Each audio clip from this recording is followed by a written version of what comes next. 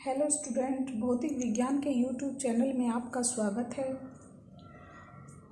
हमारा चैप्टर चला हुआ था प्रत्यावर्ती धारा, जिसमें हमने कल प्रत्यावर्ती धारा चैप्टर की शुरुआत की और हमने उसमें दिष्ट धारा और प्रत्यावर्ती धारा के बारे में पढ़ा।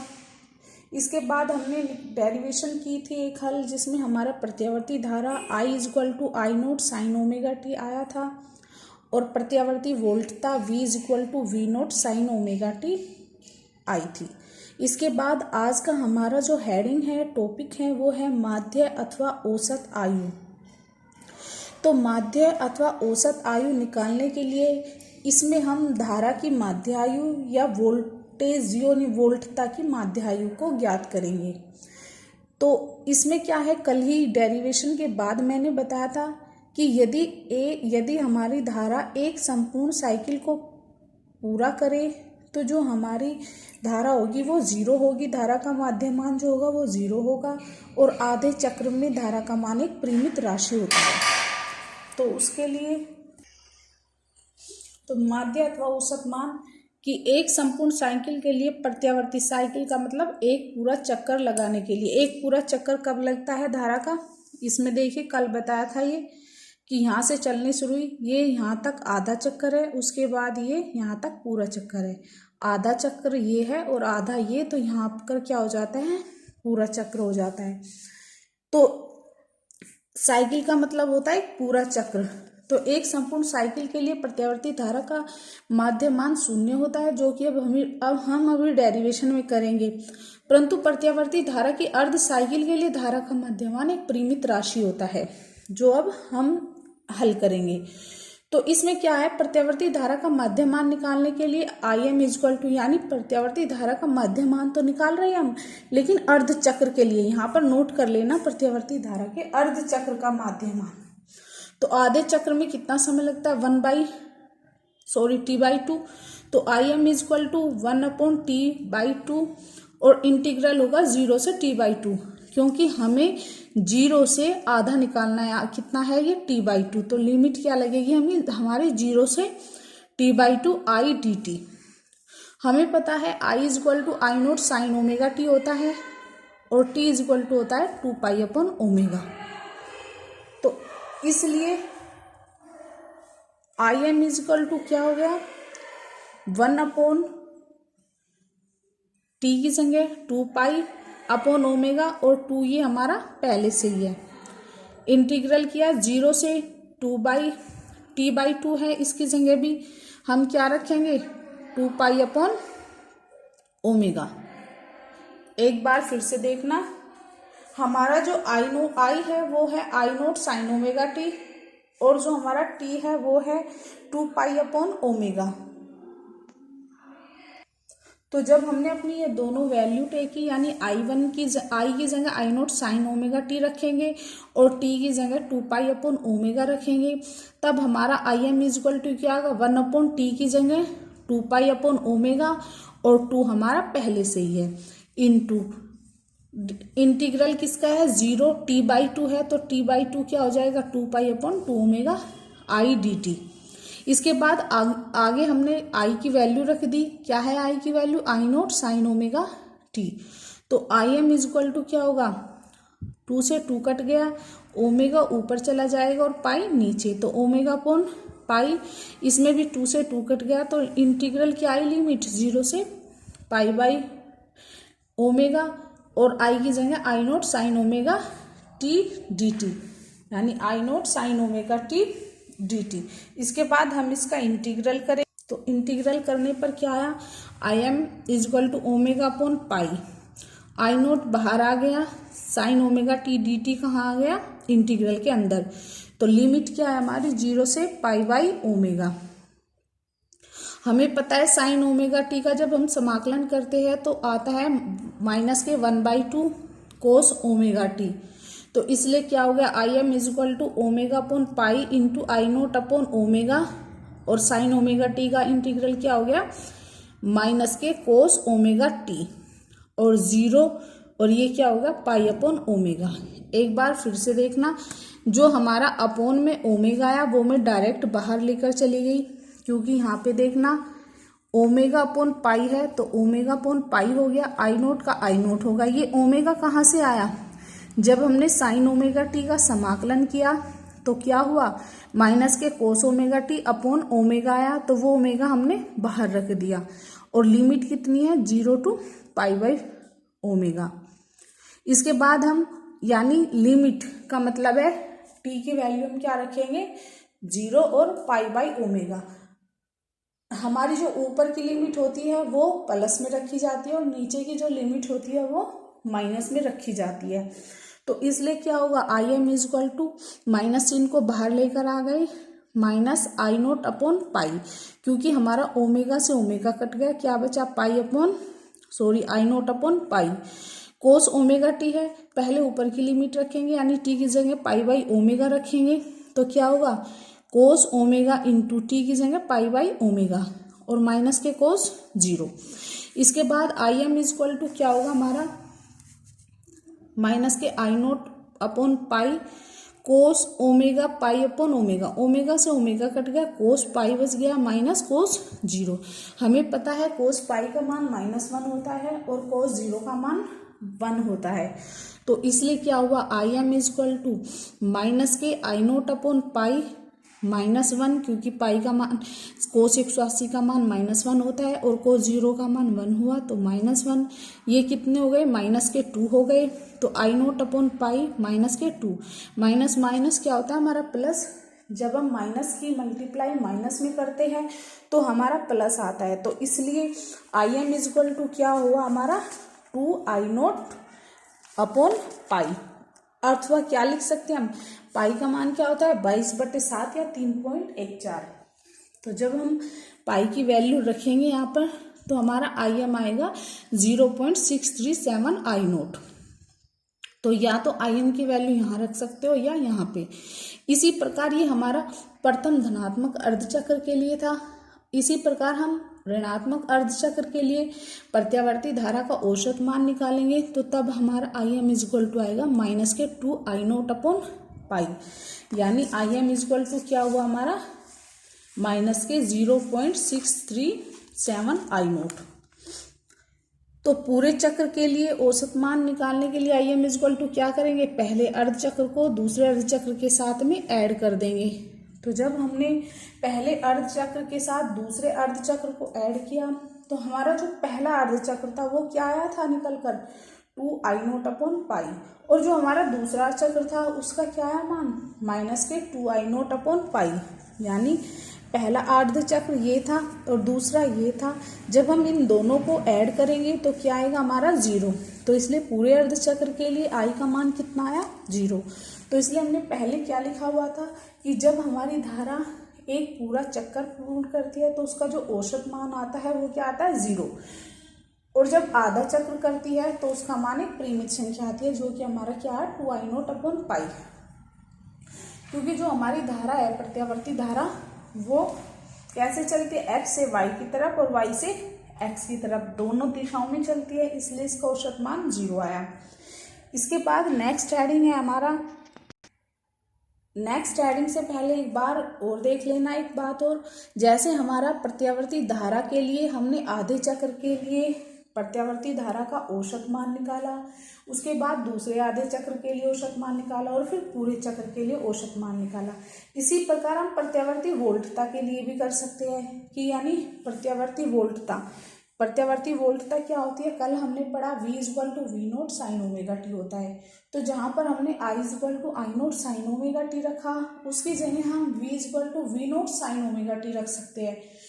तो उसको जब हम हल करेंगे या तो हल कर सकते हैं या ऐसे लिख सकते हैं कि इसी प्रकार प्रत्यावर्ती वोल्टता के आधे चक्र के लिए प्रत्यावर्ती वोल्टता का औसत मान जो Vm होता है वो क्या हुआ है 2 वी नोट अपॉन पाई, क्योंकि धारा का औसत मान क्या आया था हमारा Im is equal to 2 I naught upon pi. अर्थात Vm इज इक्वल टू क्या होगा, जब हम आपस में पाई का मान रख के हल करेंगे तो Vm इज इक्वल टू होगा हमारा 0.637 वी नोट। इसी प्रकार हम अगले आधे चक्र के लिए करेंगे तो Vm इज इक्वल टू क्या होगा हमारा माइनस के 2 वी नोट अपॉन पाई, अर्थात Vm इज इक्वल टू क्या होगा 0.637 वी नोट। तो जब हमने दोनों आधे चक्र के लिए वोल्टता का औसत मान निकाला, माध्य मान निकाला, तो अगर हमें पूरे चक्र के लिए औसत मान निकालेंगे तो क्या करेंगे, हम दोनों को ऐड कर देंगे। तो ऐड करने पर क्या हो जाएगा, 0 आएगा। तो इसी प्रकार क्या हो जाएगा कि पूरे चक्र के दौरान उसका औसत मान भी क्या होगा, 0 होता है। यानी वोल्टता का औसत मान क्या होता है, हमारा 0 होता है। इसके बाद नेक्स्ट हेडिंग हमारा वर्ग माध्य मूल मान, यानी रूट मीन स्क्वायर वैल्यू। वर्ग माध्य मूल मान क्या होता है, वर्ग माध्य मूल मान होता है कि जो हमारी प्रत्यावर्ती धारा है वो एक पूरा चक्कर, जो हमारी प्रत्यावर्ती धारा पूरा चक्कर के लिए जो धारा होती है, धारा का वर्ग होता है आई स्क्वायर, उसके औसत मान के वर्गमूल को धारा का वर्ग माध्य मूल मान कहते हैं। एक बार फिर से देखिए, अभी हमने अलग अलग डेरिवेशन में अलग अलग किया, आधे चक्र के लिए, उसके बाद फिर से आधे चक्र के लिए, और दोनों को ऐड करके हमने पूरे चक्र के लिए निकाल दिया कि हमारा पूरे चक्र के लिए प्रत्यावर्ती धारा का जो औसत मान होगा वो 0 होगा। आधे आधे चक्र के लिए परिमित वैल्यू आई। इसी प्रकार क्या होगा, जो हमारा वर्ग माध्य मूल मान होगा उसमें हम क्या करेंगे, अभी तो हमने आई का मान निकाला, हम इसमें आई स्क्वायर का मान निकालेंगे और उसका क्या कर देंगे, अंडर रूट कर देंगे। जैसे कि हेडिंग से ही पता चल रहा है, वर्ग माध्य मूल मान यानी रूट मीन स्क्वायर वैल्यू, यानी धारा का पहले स्क्वायर करना है और फिर उसका अंडर रूट करना है। तो यही बात इसमें कही गई है कि प्रत्यावर्ती धारा की एक पूर्ण चक्र या साइकिल के लिए धारा के वर्ग आई स्क्वायर के औसत मान के वर्गमूल, यानी आई स्क्वायर का हमें औसत मान निकालना, क्योंकि अभी हमने आई का औसत मान निकाला था जिसमें हमने लिखा था I naught sine omega t. इस बार हम लिखेंगे I naught square sine square omega T. तो वर्ग के लिए हम क्या करेंगे, आई स्क्वायर का औसत मान निकालेंगे और निकालने के बाद उसका क्या कर देंगे, वर्गमूल कर देंगे। उसी को हम वर्ग माध्य मूल मान कहते हैं। इसे आई RMS से प्रदर्शित करते हैं। R means root, M means mean और एस स्क्वायर, यानी रूट मीन स्क्वायर किसका, धारा का। तो इसको हल करने के लिए बिल्कुल सेम वही है जो हमने पहले किया, जब जो हमने माध्य मान निकाला, औसत मान अथवा माध्य मान निकाला धारा का, बिल्कुल सेम ऐसे ही होगा। इसमें बस क्या होगा, स्क्वायर होगा। तो एक पूरे चक्र के लिए आई स्क्वायर का औसत मान क्या होगा, आई स्क्वायर बार, क्योंकि हम पता है माध्य को क्या कहीं से प्रदर्शित करते हैं, जब हमें माध्य निकालना हो x बार y बार z, तो आई स्क्वायर पे क्या आ गया यहाँ पर बार, तो बराबर 1/t। टी कहाँ से आएगी, क्योंकि हमने जब आधे चक्र के लिए निकाला था तो t/2 किया था। अब हमें जो निकालना है वो पूरे चक्र के लिए निकालना है।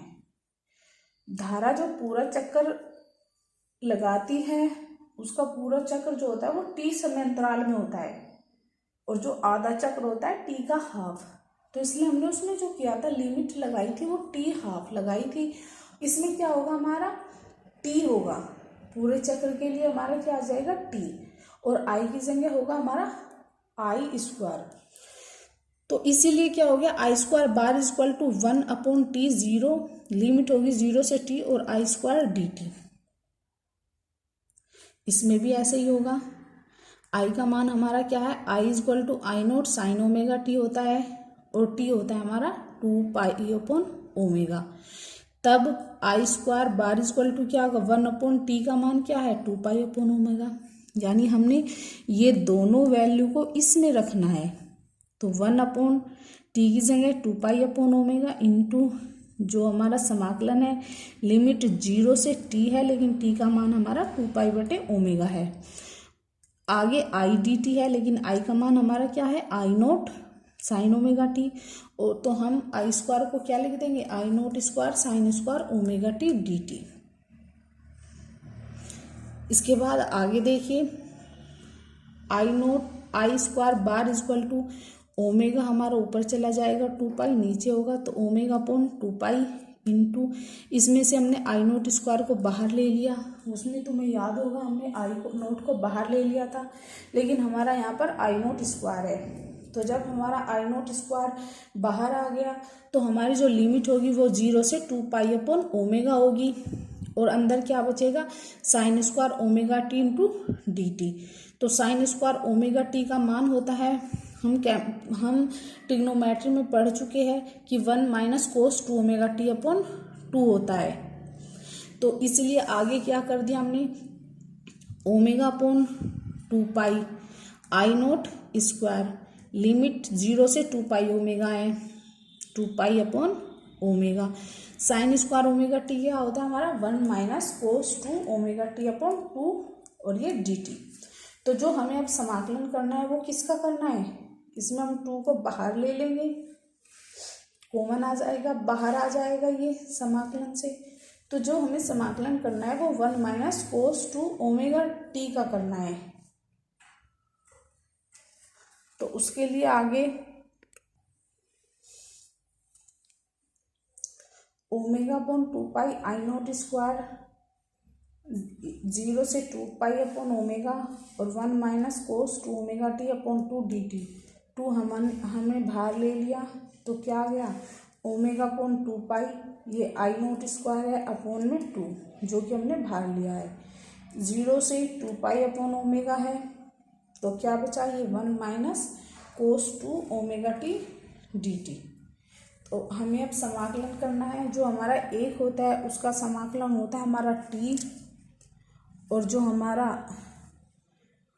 कोस 2 ओमेगा टी होता है उसका समाकलन होता है, इधर है ये sine 2 omega T upon 2 omega, क्या होता है sine 2 omega T upon 2 omega. तो इसलिए क्या हो गया, I square bar equal to omega upon 2 pi, ये same I naught square upon 2 भी ऐसा ही बिल्कुल। तो उसके बाद क्या करेंगे, जब हमने समाकलन किया, इधर देखना, समाकलन किया तो 1 का समाकलन हमारा टी आया, माइनस के कोस 2 ओमेगा टी का जो हमने समाकलन किया वो आया sine 2 omega T upon 2 omega, और लिमिट लगी हमारी क्या 0 से 2 पाई अपॉन ओमेगा। इसके बाद आई स्क्वायर बार इक्वल टू क्या हुआ, ये ऐसे रख दिए सेम, तो अंदर क्या बचा हमारा, इसमें देखिए समाकलन टी माइनस, अब हमें क्या रखनी है, लिमिट रखनी है इसमें। तो लिमिट रखने के लिए सबसे पहले आप नीचे की लिमिट देखिए, 0 है तो टी भी 0 हो जाएगा, और जब तुम ये 0 रखोगे तो साइन 0 का मान क्या होता है 0 होता है, वो भी 0 हो जाएगा। तो यानी मतलब क्या हुआ कि जो हमारी नीचे की लिमिट है उसको रखने का तो कोई फ़ायदा ही नहीं हुआ, क्योंकि दोनों निकल कर क्या आ रही है 0 आ रहा है। इसके बाद हम क्या करेंगे, जो हमारी ऊपर की लिमिट है क्या है 2 पाई अपॉन ओमेगा, वो रखते हैं। तो टी की जगह जब हमने 2 पाई अपॉन ओमेगा रखा तो क्या आया 2 पाई अपॉन ओमेगा आया यहाँ पर।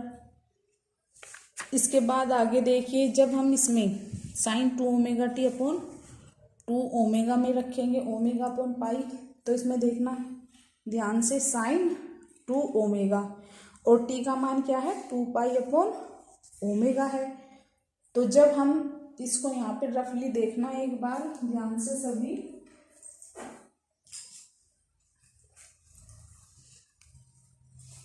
ये क्या है हमारा साइन 2 ओमेगा और टी का मान क्या है हमारा 2 पाई अपॉन ओमेगा और अपॉन में है 2 ओमेगा। तो इसमें देखना ओमेगा से हमारा क्या कट गया, ओमेगा कट गया, तो क्या बचा ये हमारा 4 पाई बचा, जिसका मान क्या होता है हमारा 0।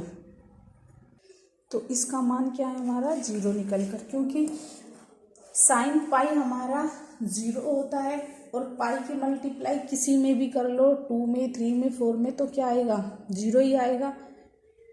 तो आई स्क्वायर बार इक्वल टू क्या होगा हमारा, ओमेगा से ओमेगा कट गया, 2 पाई से 2 पाई कट गया, क्या बचा आई नोट स्क्वायर अपॉन 2। तो आई स्क्वायर यानी क्या आया हमारा निकल कर आई नोट स्क्वायर अपॉन 2। तो ये हमारा क्या आया था वर्ग माध्य, यानी स्क्वायर मान निकाला था, लेकिन हमें क्या चाहिए रूट भी चाहिए। हमने स्क्वायर तो लिख दिया क्योंकि हमारा क्या था रूट मीन स्क्वायर, हमने स्क्वायर तो कर दिया धारा का, लेकिन हमें क्या करना है रूट करना है। तो रूट करने के लिए क्या करेंगे, प्रत्यावर्ती धारा का वर्ग माध्य मूल मान यानी IRMS क्या होता है आई, जो हमारा ये माध्य मान है इसका अंडर रूट करना है। तो अंडर रूट करने के लिए क्या करेंगे, IRMS इज इक्वल टू, जब इस पर इधर रूट आएगा तो इधर भी क्या होगा, अंडर रूट आ जाएगा। तो क्या होगा, I0 स्क्वायर अपॉन 2 पर अंडर रूट। तो जब हम इसे बाहर निकालेंगे तो I0 कहाँ जाएगा, बाहर आ जाएगा, और 2 पर क्या आ जाएगा, अंडर रूट आ जाएगा। इसे आगे हम कैसे कर सकते हैं, I0 अपॉन √2 का मान कितना होता है, 1.414। तो जब हमने √2 का मान 1.414 लिख दिया तो हमारा क्या आएगा, I0 अपॉन 1.414, यानी आपस में जब हम इसे भी कैलकुलेट करेंगे तो क्या आएगा, IRMS is equal to 0.707 I0, यानी जो हमारा प्रत्यावर्ती धारा है उसका वर्ग माध्यम मूल मान जो निकल कर आया है, यानी IRMS आया है, वो आया है 0.707 I0। इसके बाद इसी प्रकार हम क्या कर सकते हैं, प्रत्यावर्ती वोल्टता के लिए भी कर सकते हैं। जैसे हमने अभी औसत मान माध्यमान धारा का निकाला था, इसी प्रकार हमने क्या निकाला था, फिर वोल्टता का निकाला था। अब हम रूट मीन स्क्वायर भी क्या कर सकते हैं, जैसे हमने धारा का रूट मीन स्क्वायर निकाला, ऐसे ही हम क्या करते हैं, प्रत्यावर्ती वोल्टता के लिए निकालते हैं। डिफरेंस क्या आएगा, सिर्फ वहाँ हमने आई का किया था, यहाँ हम क्या करेंगे, वी का करेंगे, और वी की जगह क्या आ जाएगा, V0 square sine omega T, sine square omega T. तो इसी प्रकार प्रत्यावर्ती वोल्टता के लिए VRMS is equal to V0 upon 2 under root में, इसमें भी ऐसे ही होगा। अंडर रूट 2 का मान क्या रखेंगे, हम 1.414 रखेंगे, और जब हम VRMS is equal to V0 upon 1.41 रखेंगे, 414 रखेंगे और उसको कैलकुलेट करेंगे, तो कैलकुलेट करने पर VRMS इज इक्वल टू क्या आ जाएगा हमारा, 0.707 V0। तो ये हमने क्या निकाला, रूट मीन स्क्वायर निकाला, किसका, प्रत्यावर्ती धारा का और प्रत्यावर्ती वोल्टता का। तो स्टूडेंट आज के हेडिंग में हमने पूरा मैथमेटिक्स पढ़ा है, जो हमारा अवकलन समाकलन था। मैंने चैप्टर के शुरुआत में कहा था कि पूरा मैथमेटिक्स है, और जो हमने पिछला चैप्टर पढ़ा था विद्युत चुंबकीय प्रेरण, उसी से रिलेटेड है। तो जो हमारा विद्युत चुंबकीय प्रेरण नाम का चैप्टर था, उसको हमने क्या करा, प्रत्यावर्ती धारा के स्टार्टिंग में पढ़ा कि हमने चुंबकीय ध्रुव थे जो जिनके बीच में कुंडली थी, जैसे कुंडली को घुमाया, फ्लक्स में परिवर्तन हुआ, हमारा करंट फ्लो हो गया, यानी धारा बहनी शुरू हो गई। इसके बाद हमने क्या पढ़ा अभी, कि धारा का मध्य मान निकालना और वर्ग माध्य मान निकालना, यानी रूट मीन स्क्वायर निकाला हमने और धारा का औसत मान निकाला। दोनों डेरिवेशन सिंपल है, इजी है, थोड़ा समझने की ज़रूरत है। यानी पहले हमने क्या करा, जो माध्य मान निकाला, हमें पता था कि धारा का जो माध्य मान निकालेंगे तो पूरे चक्र के लिए वो 0 आएगा। कैसे आ 0, हमने पहले आधे चक्र के लिए निकाला, उसके बाद दूसरे आधे चक्र के लिए निकाला और दोनों को ऐड कर दिया। एक बार फिर से देख सकते हो आप, इसमें देखना दोबारा, जब हमने प्रत्यावर्ती धारा का माध्य मान निकाला, इसको हम मैथमेटिक्स के तरीके से हल करते चले गए, और हमने क्या पाया कि जो हमारा रूट मीन स्क्वायर आया है वो निकल कर वो कितना आया है, 2I0 अपॉन पाई आया है, यानी IM is equal to 0.637 I0। इसी प्रकार हमने अगले आधे चक्र के लिए निकाल दिया, क्योंकि हमारी प्रत्यावर्ती क्या होती है, धनात्मक अर्ध चक्र में भी चलती है और ऋणात्मक अर्ध चक्र में भी चलती है। इसी प्रकार हमने अगले आधे चक्र के लिए निकाला, और जब दोनों को जोड़ा, यानी हमने टोटल निकाला पूरे चक्र के लिए, तो हमारा 0 आया निकल कर। तो इसलिए हमने क्या कहा कि जब हमारी धारा पूरे चक्र के लिए हमारे धारा का औसत मान क्या आता है, 0 आता है। इसके बाद हमने क्या किया, रूट मीन स्क्वायर निकाला। रूट मीन स्क्वायर क्या किया, बिल्कुल ऐसी ही डेरिवेशन थी जैसी हमारी क्या है, मध्यमान की है। डिफरेंस क्या रहा, सिर्फ हमने स्क्वायर है उसमें, इसलिए स्क्वायर कर दिया, और रूट है और बाद में इधर अंडर रूट करने के बाद इधर भी हमारा अंडर रूट आ गया। तो स्टूडेंट ये थी आज की हमारी डेरिवेशन, अच्छे से क्लियर करना। आज के लिए इतना ही, थैंक यू।